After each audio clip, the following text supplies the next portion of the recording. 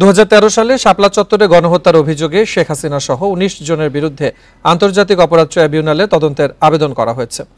এদিকে ট্রাইব্যুনাল পুনর্গঠিত হলেই শেখ হাসিনা সহ মানবতা বিরোধী অপরাধ ও গণহত্যায় অভিযুক্তদের গ্রেফতারি পরোয়ানা চাওয়া হবে। একথা জানিয়েছেন ট্রাইব্যুনালের তদন্ত কর্মকর্তা আতাউর রহমান। দুপুরে শেখ হাসিনা সহ আসামিদের নামে তৃতীয় মামলা তদন্ত শুরুর পর একথা জানান তিনি। এদিকে হত্যাকাণ্ডের অভিযোগে শেখ হাসিনা ও 14 দলীয় জোটের নেতাদের বিরুদ্ধে আজও সিএমএম আদালতে একাধিক মামলা হয়েছে। যাত্রাবাড়িতে ফল ব্যবসায়ী, মিরপুরে শিক্ষার্থী, মোহাম্মদপুরে মুদি দোকানি, আদাবরে গার্মেন্টস কর্মী, কবি নজরুল কলেজের শিক্ষার্থী ও আশুলিয়ায় সেলুন কর্মী জাহিদুলকে হত্যার অভিযোগেও আলাদা আলাদা আদালতে মামলা হয়েছে। এছাড়া বগুড়ায় হাসিনা কাদের সহ 300 জনের বিরুদ্ধে হত্যা ও বিস্ফোরক আইনে মামলা হয়েছে।